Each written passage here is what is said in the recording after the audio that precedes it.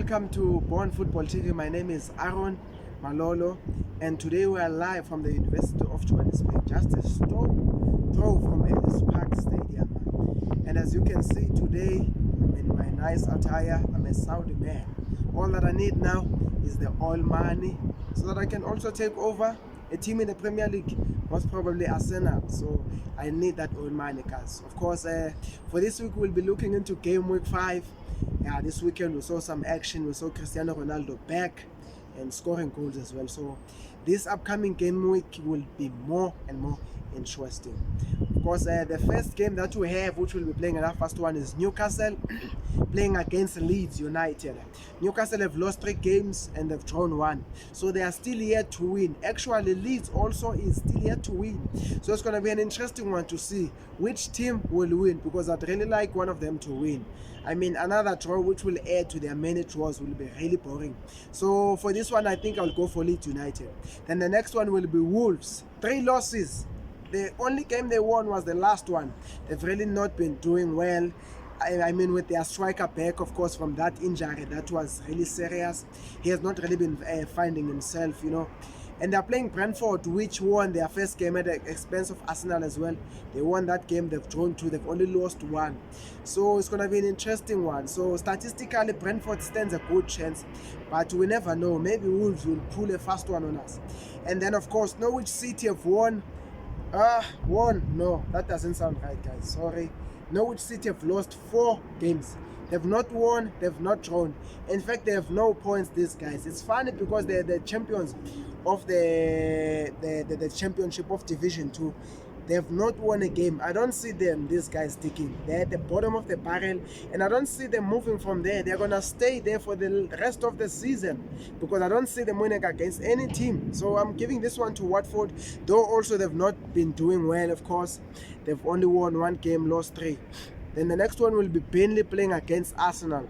Of course, when it comes to Arsenal now, I'm very, I scrutinize them a lot, because they lost their 3 opening games, which was not really good. For Arteta to stay at Arsenal, actually, he needs to start winning. So this one is a must win for Mikel Arteta. He needs to win this one. And then, of course, we have Man City playing against Southampton. So this one, of course, Man City have really been doing well, except the fact that they lost against Tottenham 1-0. They've been scoring goals. They're the highest scoring team in the league. Southampton, 3 draws, 1 loss. They are still yet to win a game. So I don't see a reason why Man City should not win, especially because they're playing home. So this one I'm giving it to City, and I'm expecting a lot of goals from them. Then the next one, of course, will be Liverpool versus Crystal Palace. I mean, I've really been impressed by Liverpool. Actually, they disappointed. Okay, so now, of course, we'll be looking into the Liverpool versus Crystal Palace game. And quite an interesting one, of course, with Liverpool having won 3 of their opening games. No, not necessarily 3, but having won 3 games out of 4, drew 1 against Chelsea, only considered 1 game, which was against Chelsea, kept clean sheets in 3 of those games. They are playing a Crystal Palace that is coming into this game confident, that is coming into this game. Their spirits are up. They won against Tottenham and they beat Tottenham. In fact, not even beat, they thrashed them 3-0. So of course, Crystal Palace, their spirits are up. That was their first win of Patrick Vieira. But I don't see them actually winning this one, because I mean, Liverpool has really been solid, keeping 3 clean sheets. That is just has been amazing for me. So this one I'm giving it to Liverpool, and I just want to see if Liverpool will be able to keep a clean sheet against this Crystal Palace that is confident. And then, of course, the next one will be Aston Villa versus Everton. We know, of course, that Aston Villa made a lot of money, 100 million from selling Jack Grealish to Manchester City. They are playing Everton. Everton has not lost a game. They've won 3, drawn 1.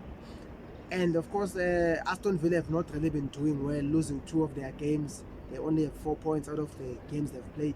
So this one I'm giving it to Everton, and I think we'll see a 3-1, of course, to Everton. Then the next one will be Brighton playing against Leicester City. This one is going to be interesting, especially because Brighton won 3 games. They won their first 3 games. They were among the top 4 clubs, in the Premier League. They have 9 points, so it's going to be an interesting one. playing against the Leicester City that is inconsistent. We know Leicester City, they will beat Man City 5-2 and then go on to play a 1-0 lose against Burnley. So this one is going to be an interesting one. Statistically, Brighton looks like they will win it. But I mean, when we look at the squad, when we look at the resources, I think I'll give this one to Leicester City, especially because they are coming from a loss. Both these teams actually are coming from a 1-0 loss. So this one I'm going to give it to Leicester City. The next one will be West Ham playing against Man United. Very interesting fixture. West Ham have not lost a game. They've won 2 games, they've drawn 2. Man United also, they've not lost, won 3, drawn 1. Of course, Man United have strengthened their squads. They have Cristiano Ronaldo in their squad. The guys are more confident now. And I mean, they are coming into this game from a loss. They lost yesterday. You know, I was really angry yesterday to find out that these guys lost against young boys. Just a team that we don't really know. But of course, I mean, they are coming into this game from a loss. And they will want to prove a point, actually. You know, so this one I'll give it to United. Why am I giving it to United? Well, I know West Ham has also been confident. They've also been playing nicely. I remember a game where they were playing against Leicester City. Leicester City was trying to squash them, but one thing about West Ham, they are able to perform under pressure. They were able to absorb that pressure. They were playing beautiful football. But now the problem is that their star, Michael Antonio, he has scored 4 goals, 3 assists. That is in 4 games, 7 direct goal involvements. He has a red card, so he will not be playing for this game, which is a huge blow for West Ham. Of course, it's a good one for United because that guy won't be troubling them. You know, Michael Antonio physically is buff. He bosses defenders around, but he won't be there for that game. So let's hope Fornals, let's hope Benrahma, let's hope Declan Rice will actually pitch for this game. They will actually come and actually show the quality that they have. But I don't see them. But of course, you know, United sometimes they will give you hope. One game that you expect them to win and they lose. So, well, of course, I'm giving it to United, this one. Cristiano, of course, will want to prove a point to say it's not only in Champions League that I score. He will want to continue to just deposit goals into his account. And then okay, so the next one, which will be on Sunday together with the Manchester United and West Ham game, is the Tottenham versus Chelsea game.